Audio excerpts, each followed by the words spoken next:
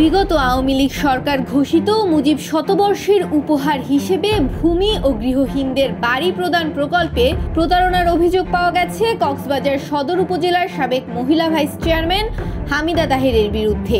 তার বিরুদ্ধে এমন অভিযোগ করেছে খুরুশকুল ইউনিয়নের কয়েকটি ওয়ার্ডের বাসিন্দারা। খুরুশকুলের ৪ নং ওয়ার্ডের ফকিরপাড়া, সরকারপাড়া, ৭ নং ওয়ার্ডের দক্ষিণ হিন্দুপাড়ার প্রায় ৪০টি পরিবারের অভিযোগ, হামিদা তাহের মুজিব শতবর্ষের ঘর দেওয়ার কথা বলে তাদের কাছ থেকে ২০ থেকে ৩০ হাজার টাকা করে নিলেও তাদের ঘর বুঝিয়ে দেয়া হয়নি। আমাদের খুরুশকুল থেকে হতগরিব অনেক গরিব মানুষদের থেকে আমাদেরকে মুজিব শতবর্ষের ঘর দিবে বলে অনেক টাকা নিছে। ধরেন 40-50 জন মানুষ হবে, তো একজনের থেকে নিচে 50,000, একজনের থেকে নিচে 30,000, একজনের থেকে নিচে 20,000, ওরকম করে অনেকগুলো টাকা নিচ্ছে হামিদা তাহার দুজন দালালের দিয়ে।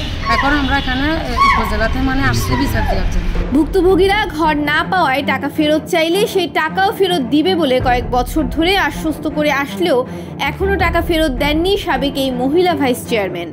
প্রথমে উষা আর ফরুয়ে গদ্দিব হয়ে আর হামিদার নচিনতাম বেড়াটা আনি 10 দিনের ভিতর গদ্দিব হয়ে আর 20,000 টাকা নিই আর গরনতে ওনাদের বুঝি করে ঘুরে রেখে এখন আদের 2 মাস শোয়ানি বেটা হাজার হইতে টিকের ঘরে তো আর যাই না হারে সালানারা আর বহুত দিন ধৈর্য হন আর তারা গরিব মানুষ থাকি রাস্তা নাই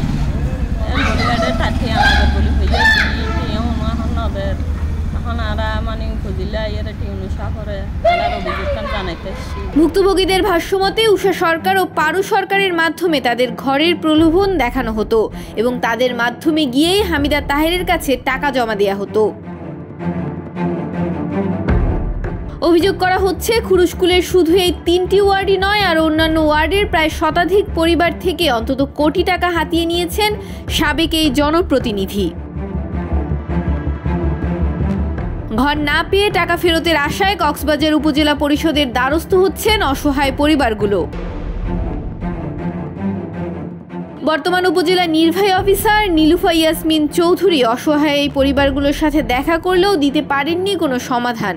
এ বিষয়ে উপজেলা নির্বাহী অফিসার ক্যামেরার সামনে কথা না বললেও তিনি জানান তার কাছে যারা অভিযোগ নিয়ে এসেছিলেন তাদেরকে তিনি প্রতারণার মামলা করার পরামর্শ দিয়েছেন।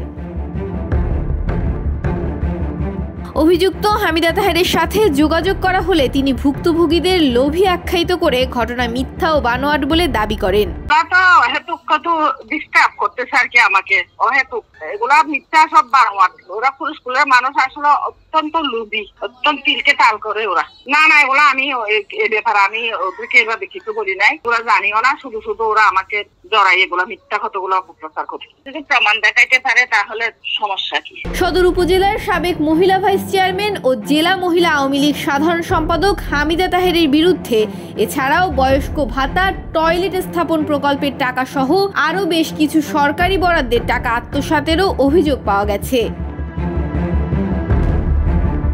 মৌমিতা মৌ, ভোরের পাতা।